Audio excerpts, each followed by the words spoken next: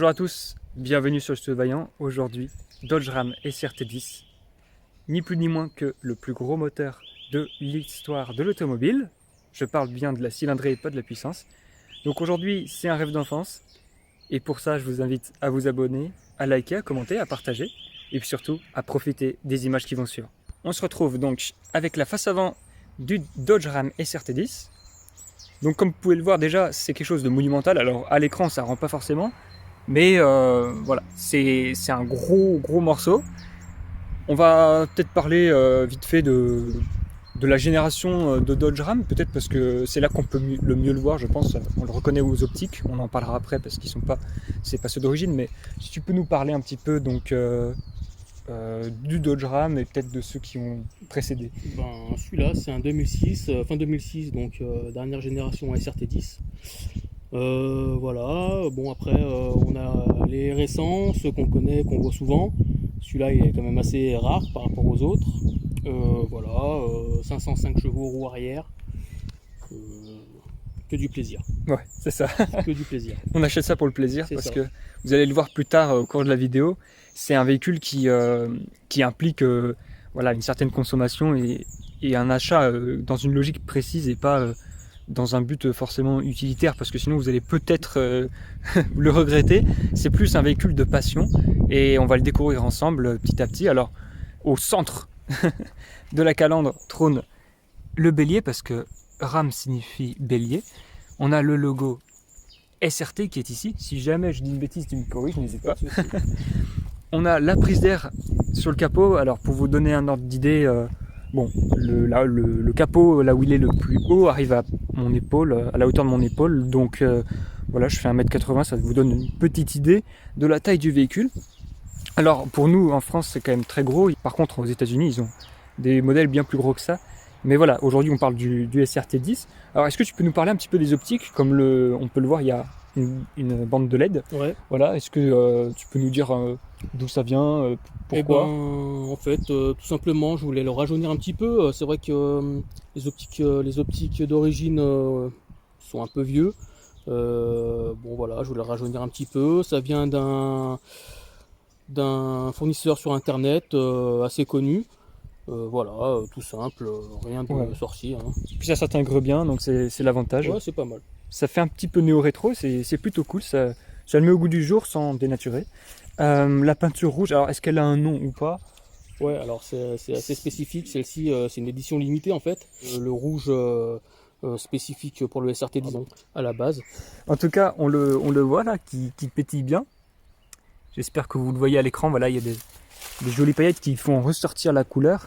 Au soleil, bah forcément, comme aujourd'hui, c'est encore plus agréable. On a ce gros pare-choc avec, comme vous pouvez le voir, cette forme qui lui donne un peu comme une bouche à l'envers, ce qui fait que de face, on s'en rend mieux compte, mais ça lui donne un peu cet ADN un petit peu. Alors, ça vous fait rire, mais ce qui lui donne un petit air un peu Cars, dans le sens où une petite personnalisation au niveau du design qui lui donne cet air un petit peu attention, j'arrive et attention, je vais manger du bitume. Voilà, je suis pas là pour on dirait un petit peu comme s'il avait un gros nez, un peu un taureau quoi, mais sauf que là il s'agit plus d'un bélier et si on pouvait le comparer à un animal, un animal qui va plus tirer comme un cheval de trait que courir vite comme un cheval de course. Et aujourd'hui, comme je le disais, c'est un grand rêve parce que aussi stupide que je sois, eh bien j'aime bien ce genre de choses. et il se trouve que le combo d'un pick-up américain et du plus gros moteur de l'histoire en termes de cylindrée sous le capot, et bien franchement, ça c'est une combinaison qui me passionne, qui m'attire. Et honnêtement, bon, c'est vrai qu'aujourd'hui on n'est plus du tout dans ce genre de délire. Mais dans les années 2000, qui sont mes années préférées de la production automobile, c'est sûr que je pense que c'est assez représentatif de l'idéal américain et en même temps de la vibe de l'époque. On a le petit logo Viper Powered qui signifie tout simplement que ce moteur est partagé avec la Viper, mais on parlera du moteur tout à l'heure et de sa provenance. Le mot Viper pourrait être corrigé si on veut.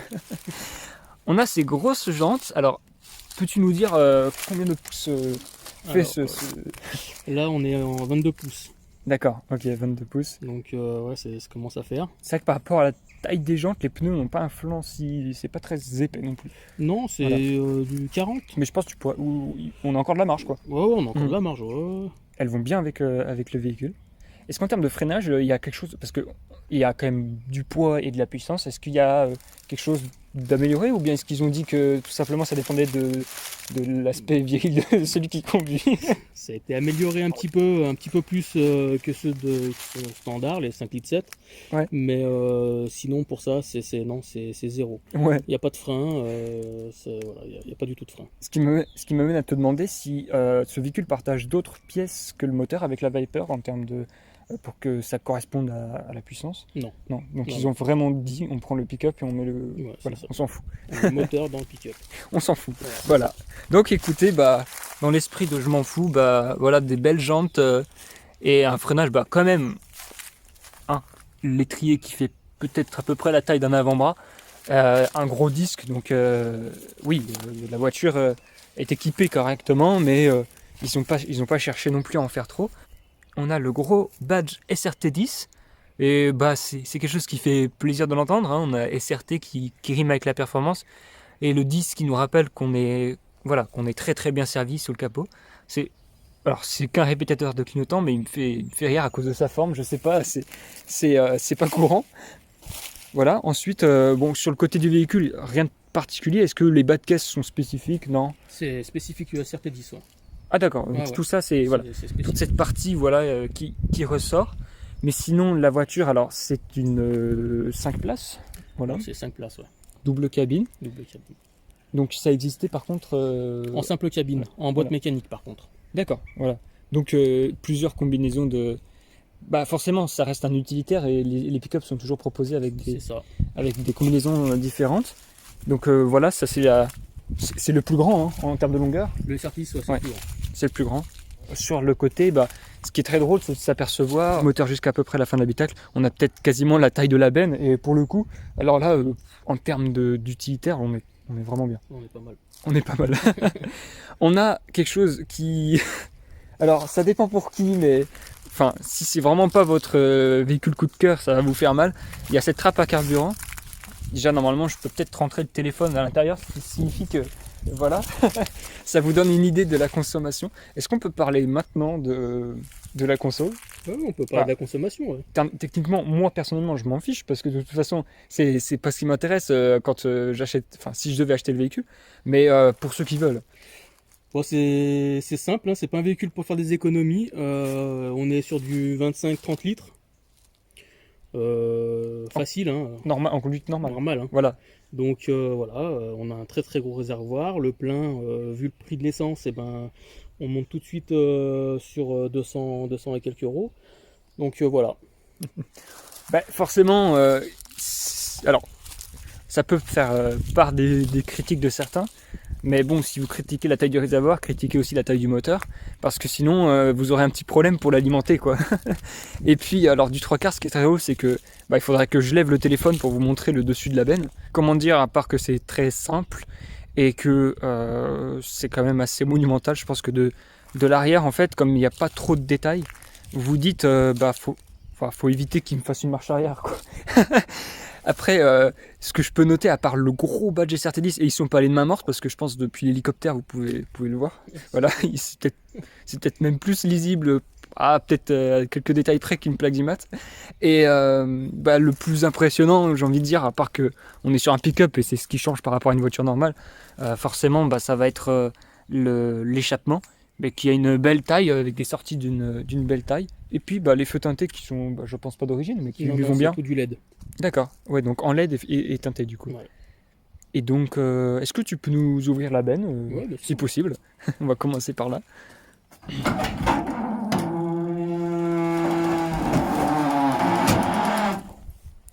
Donc voilà, 2 ouvertures.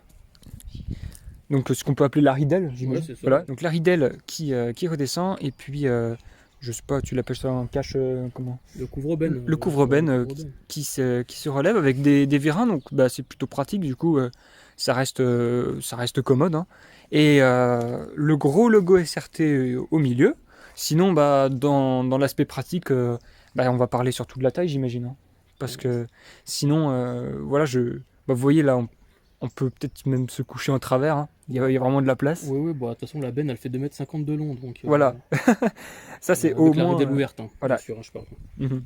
Et donc, ce qui a existé, pardon, avec toute la partie. Alors, je sais plus le nom exact, mais tu sais, cette partie qui permet d'avoir la forme d'un véhicule à peu près normal, comme on a sur par exemple, Mitsubishi. Oui, après, on peut adapter. C'est une benne assez standard, hein, Mhm. sur les rames. Donc, tu Oui. peux adapter Oui. ce style de. Qu'avoir une forme plus de 4x4 que Ouais. pick-up. Je sais plus comment on appelle ça, mais voilà, et pour le coup, ça vous permet aussi d'avoir un volume protégé plus important. Dans tous les cas, là au moins vous êtes servi parce que et puis en fait la longueur m'impressionne parce que déjà, on a déjà l'habitude d'en voir en simple cabine, mais en plus de là il y a la largeur quoi qui est plutôt choquante. D'ailleurs, est-ce que tu sais combien ça fait de large? Non, exactement, non. Non, mais est-ce qu'on est à plus de 2 mètres? Ouais. En plus de 2 mètres. Ouais. Donc de toute façon, c'est ultra agréable pour charger tout ça. J'ai pas besoin d'en dire plus. Je pense que les images parlent d'elles-mêmes. Moi, ce que je vais surtout vous montrer maintenant, ça va être l'intérieur, si tu es d'accord pour aller le découvrir. Et donc là, on arrive à l'intérieur sur la contreporte avec encore un logo SRT10. Bon, pour le noter, l'avantage c'est qu'ils ont vraiment travaillé l'identité, hein. Ils n'ont pas lésiné sur les logos SRT10. Donc petite contreporte normale où il y a quand même des rangements déjà d'emblée. Vous avez vos réglages ici à portée de main. Ensuite, là on passe sur un intérieur typiquement axé sur l'utilitaire. Ils n'ont pas cherché à en faire un chocard non plus. Non. Voilà, ça reste dans l'esprit américain. Voilà, on met l'argent là-dedans, après le reste on fait en sorte que ce soit vivable et utilisable. Le résultat étant généralement des véhicules plutôt fonctionnels et souvent confort, c'est vrai. Si je dis une bêtise encore une fois, on me corrige moi. Donc voilà, rien de particulier à noter. Bon, les compteurs sont siglés aussi SRT10. Est-ce que la couleur blanche vient de l'aspect sportif? Ouais, je pense, ouais, Ouais. parce que sur le SRT10, ouais. Ouais, voilà. À l'époque, c'est une comparaison très lointaine, mais mon pot de yaourt qui est juste à côté a aussi des compteurs blancs. Et que je sais qu'à l'époque, dans les Honda Civic Type R, c'était pareil. Peut-être que c'est une couleur à l'époque qui suggérait plus la sportivité qu'aujourd'hui. Et au centre, donc le combiné d'instrumentation, une petite finition carbone. Je sais pas si C'est d'origine. c'est d'origine. Donc, écoute, d'origine, ils se sont fait plaisir quand même. Et puis, au centre, pareil, de gros rangements. On peut pas appeler ça des petits rangements pour mettre des verres, c'est plus des bouteilles de Coca-Cola. Donc, on est servi aussi en rangement à l'intérieur. Il n'y a pas que la benne, hein. Et puis, on a cette grosse boîte qui sert d'accoudoir, mais aussi de boîte à gants au centre. Je sais pas si Ouais, c'est une boîte à gants. je l'ouvre Tu peux pour montrer. ouvrir, Ouais. tu peux. Donc, hop, voilà, de quoi ranger un tas de choses. Et c'est drôle parce que, alors, la comparaison, alors vous allez rire, mais cette fois elle est plus grosse que ma Yaris, mais ça fait penser au Hummer où il y a vraiment beaucoup de place au centre, et on est déjà dans cet esprit, alors que pour des Américains c'est une petite voiture. Et puis pour vous parler de l'arrière, donc forcément il y a de l'espace par rapport même au pick-up d'Europe, et voilà, donc l'assise, j'en ai pas parlé à l'avant, donc j'y retournerai, mais c'est de l'Alcantara quoi, Alcantara, oui. cuir et Alcantara, avec une place au milieu un petit peu plus petite et un tunnel qui, c'est peut-être grâce à la hauteur du véhicule, mais qui me paraît plutôt raisonnable par rapport à certains qu'on a dans nos voitures, même on va dire une berline 4 roues motrices aujourd'hui. Encore voilà, un porte-bouteille, pas un porte-gobelet. Rangement aussi, prise allume-cigare au centre. S'il y a des détails que tu veux préciser, n'hésite pas à me le dire. Ouais, bon, après on a le son Infinity. D'accord. Avec caisson Ah oui, d'accord. d'origine. Ouais. Voilà, ampli sous le siège, d'origine aussi, hein. Ouais. Voilà. Et à l'avant, est-ce que quelque chose que... Alors j'ai pas parlé de la sellerie, mais c'est la même. C'est la même sellerie. Est-ce que c'est des sièges qu'on peut appeler baquets ou est-ce qu'ils sont généralement comme ça chez les Ram? Non, ils sont semi-baquets ceux-là. Ouais, ils voilà. sont... Enfin, semi-baquets, ouais. oui. C'est plus exact. Et donc la même facture qu'à l'arrière, avec les logos SRT10 Et puis, alors j'ai oublié de le regarder parce que le véhicule est grand, il y a beaucoup de choses à voir. Évidemment qu'il y a le toit ouvrant et voilà ici encore le combiné d'instrumentation qui permet de contrôler le toit ouvrant, j'imagine. C'est ça. Voilà. Après, on a la grosse boîte à gants dessous. Là. Oui, c'est vrai que je ne l'ai pas montré. J'ai hésité entre les deux, tu vois. Ouais, non, tu peux. C'est énorme aussi. Voilà. C'est surtout la largeur, parce que la profondeur c'est pas le plus impressionnant, mais c'est ouais. La largeur, parce qu'en fait, ça pourrait être un 6 places, si on parle des standards automobiles européens ou même japonais. Voilà, dans un multiplat, ils ont réussi à mettre 6 places. Là, je pense que ça pouvait le faire. Voilà, donc c'est vivable et on verra après, mais je pense aussi confortable. Donc, on passe au moteur. Et là, franchement, écoute, déjà, je te remercie parce que aujourd'hui, c'est quand même exceptionnel parce que même si on n'est pas sur la voiture la plus chère, on est quand même au sommet de l'automobile en termes de cylindrée. Et aujourd'hui, déjà, vous voyez la taille du radiateur. Et aujourd'hui, V10 de 8 litres 4. 505 chevaux, pardon.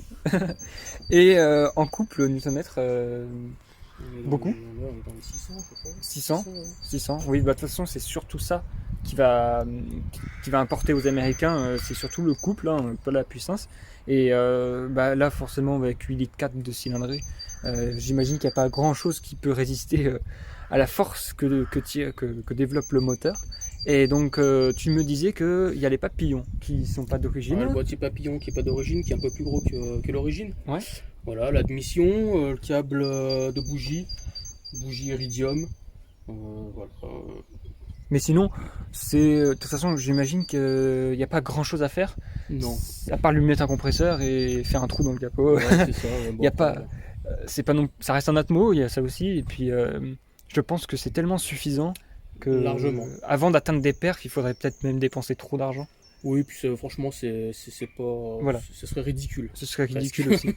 Oui, en fait, vaut mieux en prendre un plus léger, le vider. Oui, et puis même voilà. le châssis supporte pas, c'est pas fait pour. Oui, oui. On peut dire que c'est un peu absurde de faire ce genre de choses. Mais du coup, comme on le dit souvent, c'est absurde mais indispensable, quoi. Et on a donc le cône qui est juste ici. Et tout est gros. Ça, c'est assez amusant, mais c'est ce qui fait aussi je pense que par rapport à certains véhicules utilitaires, c'est peut-être aussi cet aspect qui va faire sourire ou qui va attirer les enfants. Parce que, alors, évidemment, il y a la culture Cars des années 2000-2010, là, tous avec ce copain Martin, voilà. La dépanneuse. La dépanneuse et cette culture un peu du... Tu sais, le gros œil, l'espèce de bouche à l'envers. Il y a un petit peu de ça. Alors, c'est du design. Hein. Peugeot a fait pareil en mettant la bouche dans l'autre sens pour faire sourire les 206. Mais c'est vrai qu'il y a cet aspect qui lui donne une personnalité, qui lui donne un peu une présence aussi sur la route. La présence, il l'a par la taille, mais il y a aussi le design qui joue. Voilà, c'est pas un cube. Donc, voilà, c'est aussi ce gros capot. Il y a tout, quoi. Donc, la préserve, je voulais pas montrer de l'intérieur. Donc, voilà. C'est bien fonctionnel. Et puis cette lumière, donc tu l'as rajoutée. C'est d'origine. C'est d'origine. Ouais. Ce qui est étonnant, c'est que je t'ai demandé pour 2-3 choses si c'était d'origine. Et pour le coup, le carbone intérieur, la petite lampe, voilà, on a une finition sympa et on a aussi de la praticité. Ce que j'aimerais bien qu'il y ait dans plus de voitures. Parce que forcément, quand vous êtes tout seul, tenir. Alors, il y a les lampes qui sont aimantées aujourd'hui, mais malheureusement, il a fallu attendre 20 ans pour qu'on puisse travailler sur un Dodge Ram, par exemple, tout seul sans. Enfin, pas sur un Dodge Ram du coup, mais sur d'autres voitures, sans éclairage, c'est parfois compliqué. Donc là, est-ce que alors, en termes d'ouvrage sur la voiture, est-ce que tu pourrais parler un peu de l'entretien, savoir si c'est facile à entretenir Alors c'est très facile à entretenir, hein, ça demande pas plus d'entretien qu'autre chose, plus de révision, moins de kilomètres. Donc voilà, après c'est les prix d'achat des pièces qui sont un peu plus chers, qui viennent des États-Unis, donc il faut compter les taxes, tout ça. Mais dans l'ensemble, ça reste un véhicule assez facile d'entretien.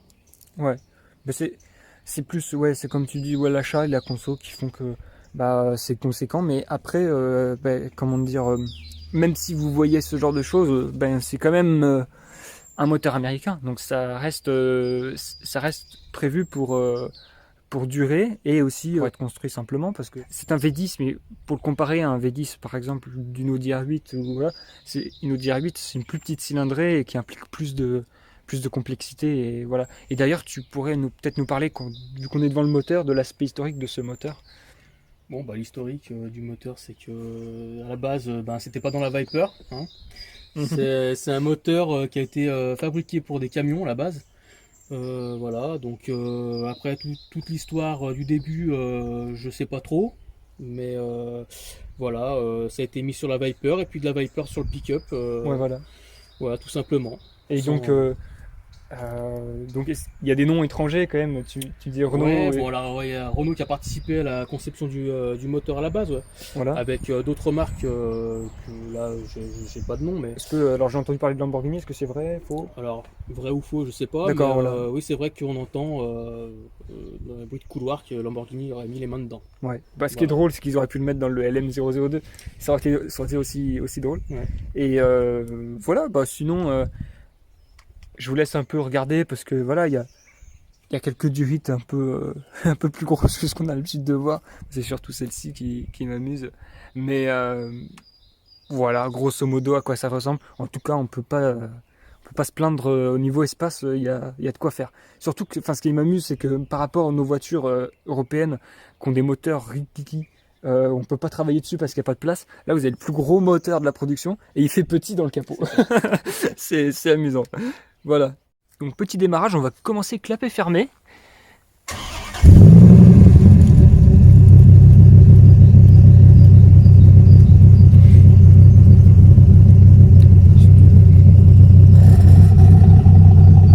Donc là, les clapets se sont ouverts. Bon, j'espère que vous m'entendez parce que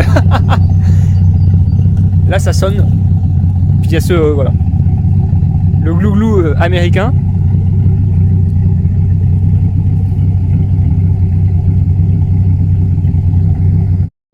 On se retrouve à bord du Dodge Ram SRT10.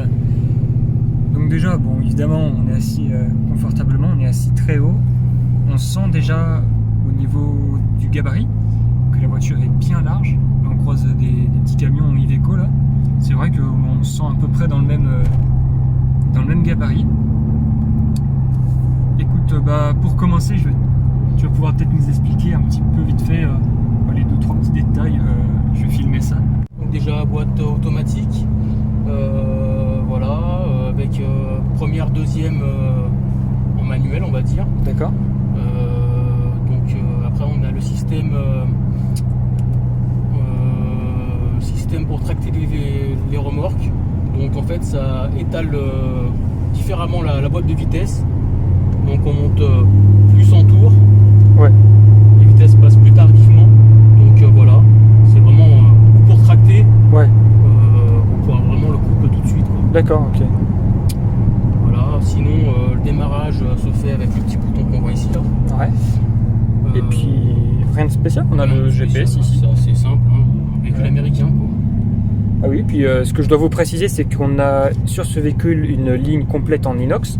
Donc voilà, comparé à l'original, ça chante beaucoup mieux, pardon. Donc voilà, là c'est du cruising avec le V10 en toile de fond. Un V10 qui n'est pas du tout à l'européenne, un V10 qui est beaucoup plus profond, beaucoup plus, ça s'entend à l'oreille, hein, je parle du son.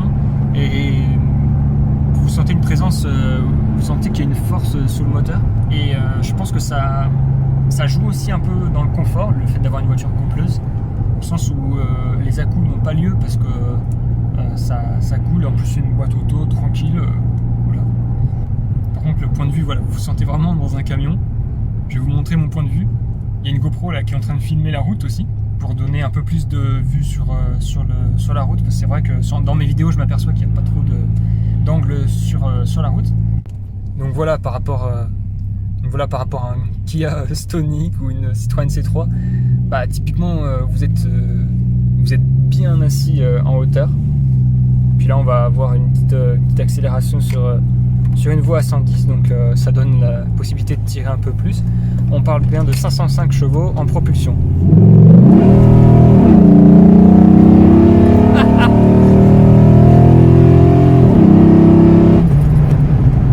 Ah mais écoute, je m'attendais pas que ça sonne aussi fort en fait.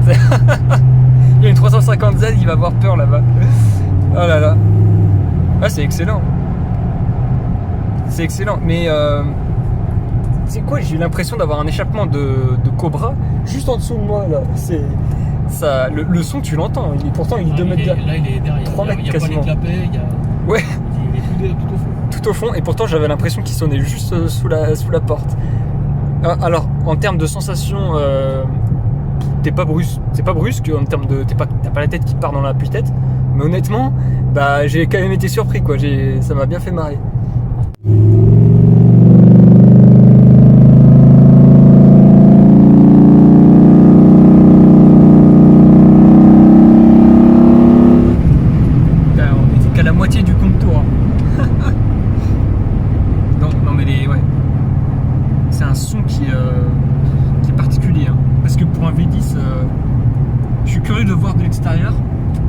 Juste après, parce qu'honnêtement c'est bestial en fait.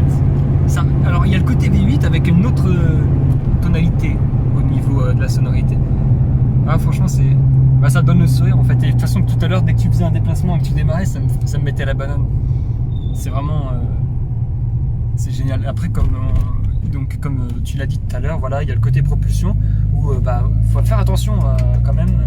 Et puis j'imagine qu'il y a moins de poids à l'arrière qu'à l'avant. Ah oui. Donc forcément le train arrière est beaucoup plus il est un peu plus livré à lui-même et il peut faire un peu ce qu'il veut, mais ça reste c'est pas un dragster non plus, même si bon là j'ai envie de dire alors je sais pas en fait, tu vois la sensation que j'ai eue, je pourrais pas la comparer parce que j'ai pas eu l'impression de te jeter au fond du fauteuil, mais j'ai quand même compris que ça avançait, tu vois, et je saurais pas du tout situer l'accélération.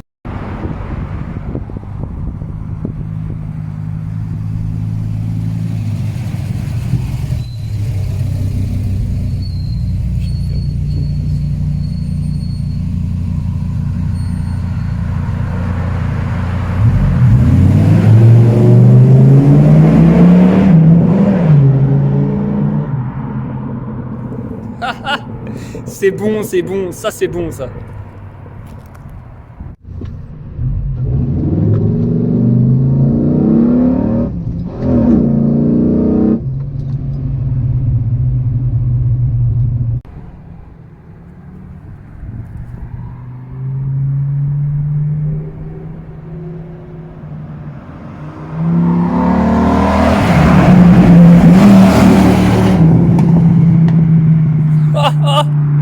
Ça c'est un... Oh le monstre.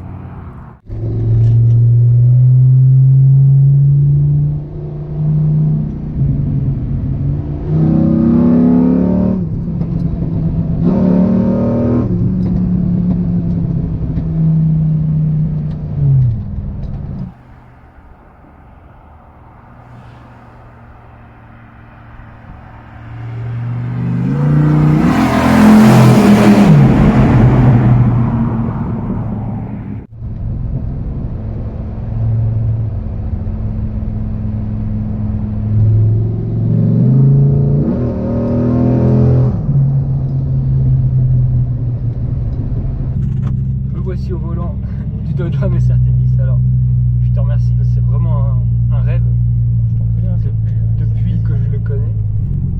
Ce que je peux dire d'emblée, il y a la position de conduite, c'est vrai, mais pour avoir conduit pendant longtemps un minibus dans ma jeunesse, c'est vrai que je suis pas non plus trop dépaysé.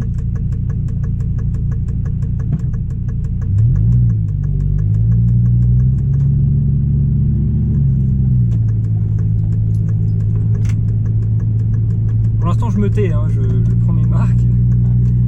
Voilà. Alors, du coup la direction, alors je sais pas si c'est normal ou pas, mais du coup je la trouve très très floue. Ouais. Donc voilà, c'est pour ça que je fais des mouvements assez... Alors ça c'est à cause des jantes, ouais. la largeur des roues, ça suit vachement la route. Ouais, c'est pour ça que petit à petit je corrige. Ouais, c'est pour ça. Après en vrai, je trouve que c'est assez calme en fait, comparé au look un peu... Alors, je dirais pas tapageur, mais plus intimidant. Tapageur, il faudrait qu'ils apprendissent dans tous les sens. On en a pas parlé, il y a le petit béquet à l'arrière, c'est tout ce qu'il y a. Avec la prise d'air. Bon, heureusement que c'est une boîte auto, moi je t'avoue, parce que je serais pas forcément tout de suite à l'aise avec une boîte manuelle, même si je préfère les boîtes manuelles en général.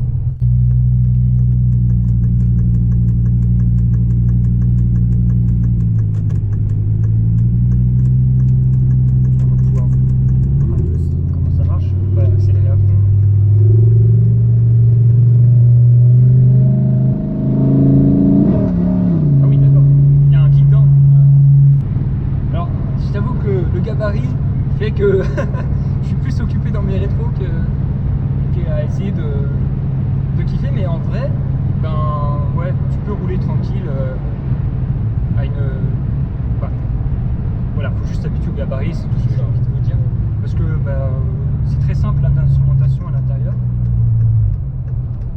C'est vrai que alors, ce qui peut surprendre par contre, comme je l'ai dit, c'est la direction qui est légèrement floue, légèrement vibrante, mais bon c'est normal. Hein, d'ailleurs, si on peut parler du côté 4x4, c'est quelque chose qui se produit aussi par exemple sur un Mitsubishi Pajero, parce que les pneus de 4x4, alors c'est peut-être pas le cas avec celui-ci, mais les pneus de 4x4 par exemple sur les 4x4 font que à partir de 80-90 ça commence à trembler.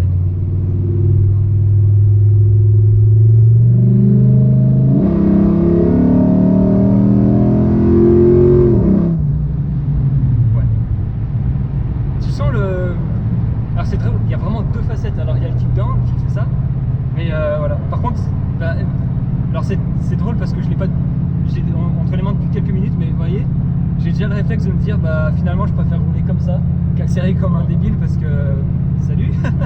Et puis parce que en fait là je me sens mieux. En fait je me sens dans mon gros truc plus haut que tout le monde et je me dis avec ce moteur je peux aller au bout du monde quoi, ça. Et l'accélération en plus, alors par rapport aux voitures sportives, elle est un peu, je ne veux pas critiquer, mais elle est un petit peu bizarre parce que du coup, c'est très soudain avec l'effet kickdown qui existe aussi sur d'autres voitures, hein, mais c'est vrai que il y a peut-être l'effet poids, l'effet gabarit, tout ça, qui font que ça a une drôle de comportement qui fait que c'est pas ce qui est le plus kiffant. Le plus kiffant c'est ça. Sur le hop ça monte lentement puis t'as la boîte c'est ça qui est cool. Et puis l'accélération que j'ai faite tout à l'heure, je vais pas dépasser les limitations de vitesse. Alors comme je l'ai dit en passager, je ne saurais pas la situer par rapport à une autre voiture parce que les sensations sont tellement différentes que je peux pas vous dire si est-ce que ça avance fort ou est-ce que ça avance pas fort, parce que alors il y a le bruit qui influence, hein.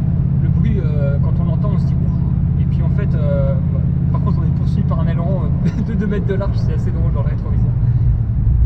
Voilà. Honnêtement, écoute, déjà je te remercie beaucoup d'avoir fait confiance pour me prêter le volant. Voilà, c'est cette année entre la Subaru et celle-ci, l'année 2024, j'ai pu tester 2 voitures à l'opposé l'une de l'autre mais qui me font tout autant rêver. Et en fait, juste d'entendre le V10 en fond, en toile de fond, alors c'est peut-être dommage parce que du coup autant dire qu'un V8 c'est quasiment pareil au niveau ressenti. En fait c'est vrai que l'intérêt du V10 c'est plus dans un intérêt de dire on l'a fait, et puis dans l'intérêt de dire j'achète ça parce que c'est trop cool.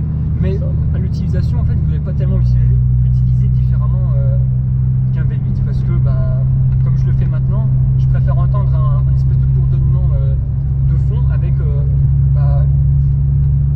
couple en fait. Alors c'est une notion que j'aime particulièrement parce que sur ma petite voiture comparée à ça qui est une Yaris TS, on bénéficie du VVTi qui donne du couple à bas régime et de la puissance à haut régime, et du coup j'aime bien rouler sur le couple aussi parce qu'au quotidien vous n'avez pas besoin de taper dans les tours, et c'est exactement ce que vous prouve cette voiture, parce que quand vous tapez dans les tours vous avez presque l'impression de faire quelque chose de bizarre parce que il y a le kickdown, mais hormis ça, si on commence à taper dans les tours, en fait vous êtes dans un gros machin qui fait un son, vous comprenez pas ce qui se passe.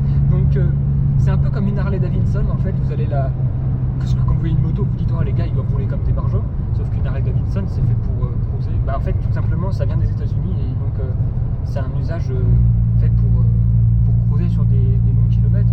Le V10, si je peux parler d'un avantage peut-être, c'est que comme un V8 finalement il est robuste,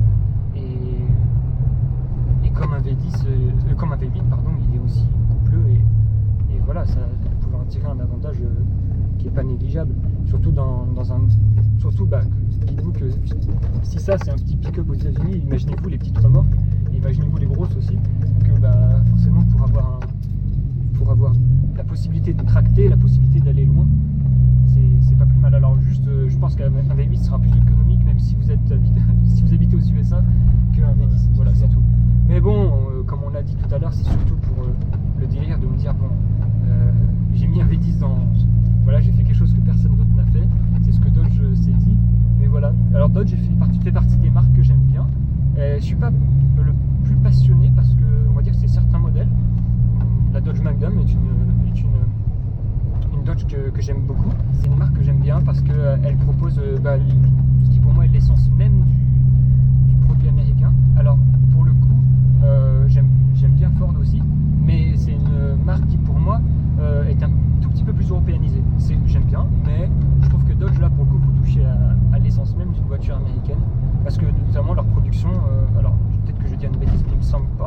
aujourd'hui, il n'est pas, exporté sur notre marché. Et puis, il ne me semble pas qu'à l'époque, c'était le cas non plus. Donc, vous êtes vraiment purement américain. Pour débriefer cette vidéo, donc mon avis, évidemment, il est excellent parce que c'est un rêve depuis tout petit. Regardez-moi en plus le beau design et la petite transformation qui fait super bien. Moi, ce que je peux dire, c'est déjà un grand merci au propriétaire, un grand merci pour m'avoir laissé conduire un rêve d'enfance. Et puis, vraiment, c'est fait pour cruiser, c'est fait pour rouler sur le couple et profiter d'un bourdonnement continuel. Mais si vous voulez surprendre quelqu'un, une petite accélération, ça fera pas de mal. Tout ce que je peux vous dire, c'est que j'ai pris beaucoup de plaisir. J'étais très satisfait. Voilà, il y a le vent qui essaie de me défaire ma mèche. Sur ce, je vous dis à très vite sur le tuto Vaillant. Je vous invite à vous abonner, à partager, à liker. Et puis, portez-vous bien.